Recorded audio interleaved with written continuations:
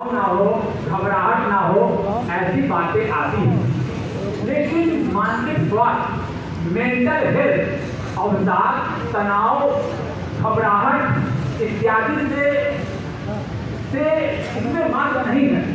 इससे और भी अधिक है। It is an state of well being. ये इलनेस का स्टेट नहीं है, ये वेल बीइंग का स्टेट। कहने का मतलब है कि जो मानसिक स्वस्थ व्यक्ति में सकारात्मक सोच, positive thinking, welfare for the society, समाज के लिए वेलफेयर की कामना और समाज में योगदान देने की भावना और इमोशनल बैलेंस, कि हम तुरंत शॉर्ट टेम्पर ना हो जाए, तुरंत गुस्सा में ना आए, ये सारी it is not mental health, is not just an absence of disease, absence of illness, it is an state, a state full of positiveness, a state of emotional balance, a state of joy. तो एक state की तरह इसकी हम चर्चा करते हैं।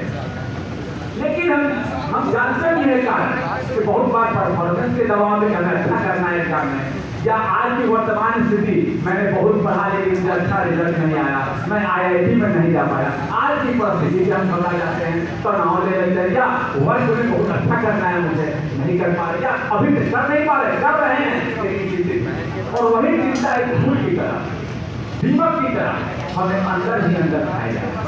हम फिजिकल हेल्थ की चर्चा तो करते हैं, वो दिखता भी है, हो सके तो मैं यहाँ आराम से बोल रहा हूँ, आराम से दिख रहा हूँ, लेकिन अंदर एक फूल लगी जो मुझे खा रही है और जो दिख रही है, वो एक आंतरिक अवस्था है जो सामने से नहीं दिखती।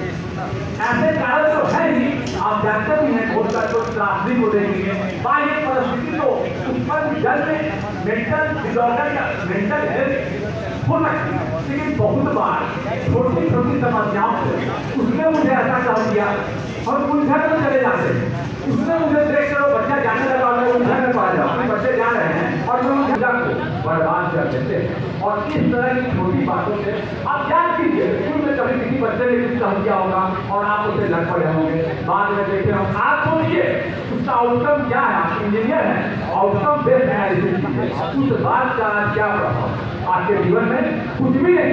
आज आपके बगल का दोस्त आपको देखकर हंस रहा है, या कुछ कह दिया, या वो बच्चा मुझे देखकर चला गया, इसका आउटकम क्या है, मेरे पर प्रभाव क्या है, कुछ भी नहीं। मैं प्रभाव अगर ले लूं, मैं बांध लूं, मैं जाल में फंस जाऊं।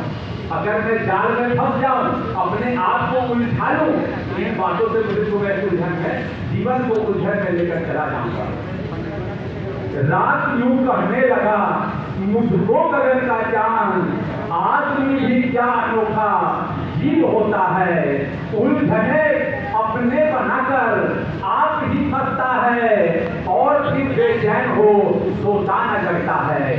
रात यूं कहने लगा, रात यूं कहने लगा, मुझको गगन का चांद, आदमी भी क्या अनोखा जीव होता है, उलझने बनाकर आप फंसता है, और फिर बेचैन हो रोजाना हंसता रोजाना जगता है। आदमी भी क्या अनोखा जीव होता है, आदमी भी क्या अनोखा जीव होता है।